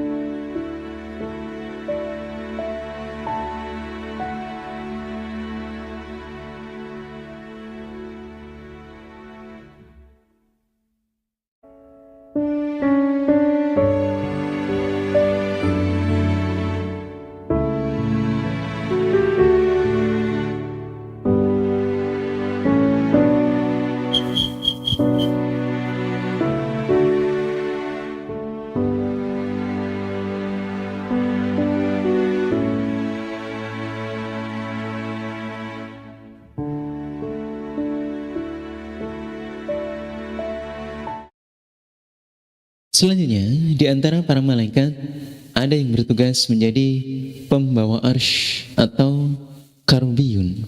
Allah Subhanahu wa taala berfirman di dalam Al-Qur'an, kami bacakan, A'udzu billahi minasyaitonir rajim. Bismillahirrahmanirrahim.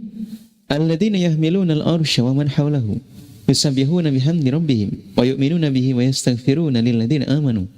Rabbana wasi'ta kulla syai'in rahmah wa ilman faghfir lilladzina tabu wattaba'u sabilaka wa qihim 'adzabal jahim. Surah Ghafir ayat 7.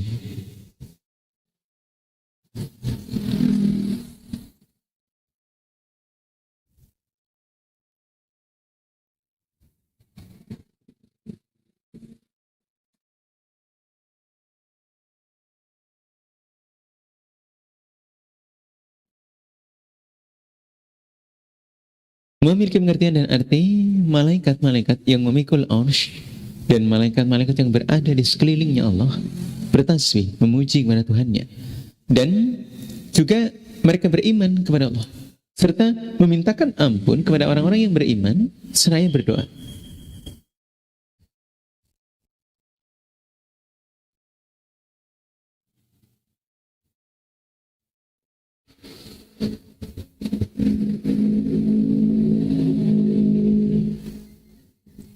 Kami ulas sedikit. Mereka beriman kepada Allah serta memintakan ampunan bagi orang-orang yang beriman, dan juga mereka berdoa kepada Allah. Kata seraya berdoa, ya Tuhan kami, rahmat dan ilmu Engkau meliputi segala sesuatu. Maka berilah ampunan kepada orang-orang yang bertaubat dan mengikuti jalan Engkau, dan peliharalah mereka dari siksaan neraka yang menyala-nyala. Jagalah mereka dari siksaan neraka yang berkobar-kobar. Alhamdulillah, jazakumullah khairan. Jadi para malaikat yang memikul arsy ini terus bertasbih atau di bawah arsy-Nya Allah, ada atau bersama dengan sekelilingnya Allah, ada di sekelilingnya Allah, tapi tetap memintakan ampunan kepada orang-orang iman atau memohonkan penjagaan untuk orang-orang iman. Berikutnya, dalam surah Al-Ahqaf ayat 17 disebutkan, Bismillahirrahmanirrahim, wal malaku ala arjaiha wa yahmilu arsya rabbik fawqahum yawma idzin samaniyah. Surah Al-Ahqaf ayat 17.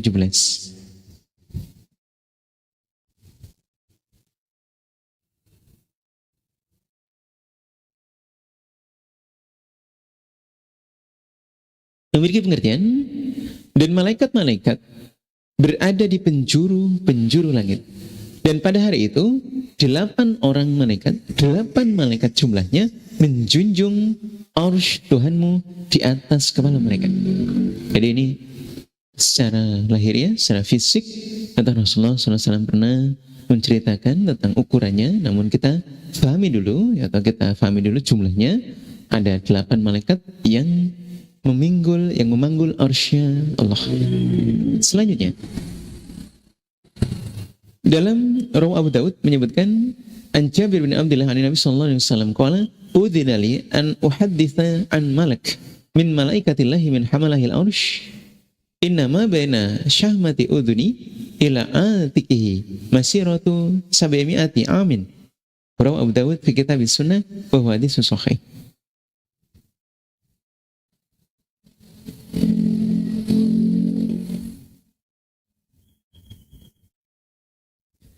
Memiliki pengertian dan arti dari Jabir bin Abdullah dari Nabi SAW. Beliau bersabda, Nabi diberi izin untuk menceritakan seorang malaikat dari beberapa malaikat Allah yang membawa arsy. Sesungguhnya secara ukuran antara daun telinga sampai pundaknya, jadi antara daun telinga sampai dengan pundaknya itu sejauh perjalanan 700 tahun. Jadi jumlahnya ya, atau ukurannya, tingginya, Masya Allah. Atau ini begitu besar dan juga tinggi ya toh. Maka tentunya dengan atau kita sebagai makhluknya Allah yang kecil ini, apalagi kalau kita melihat ukuran bumi segede ini, kita juga bagian atau manusia yang kecil, yang mini ya toh. Jadi kalau mengukur malaikat, apakah para malaikat ini sebesar bumi? Untuk Masya Allah, jelas Nabi menceritakan gedenya tuh segitu. Atau jadi apalagi ya toh para malaikat yang lain yang juga ada, dan apalagi atau zatnya Allah, zahirnya Allah. Jadi tentunya kita yakin dan percaya apa yang diutarakan oleh Rasulullah ini adalah sesuatu yang menjadi gambaran Kata malaikat tuh besar sekali ukurannya.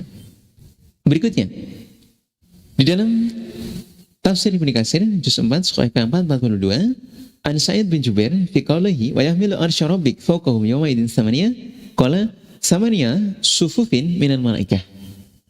Jadi dalam tafsir Ibnu Katsir menyebutkan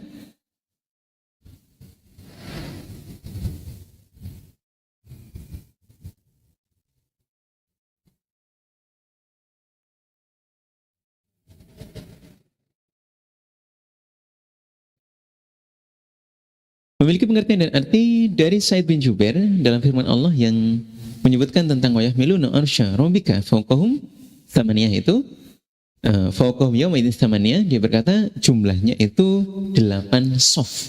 Jadi 8 barisan dari malaikat-malaikat Allah. Alhamdulillah, jazakumullah khairan.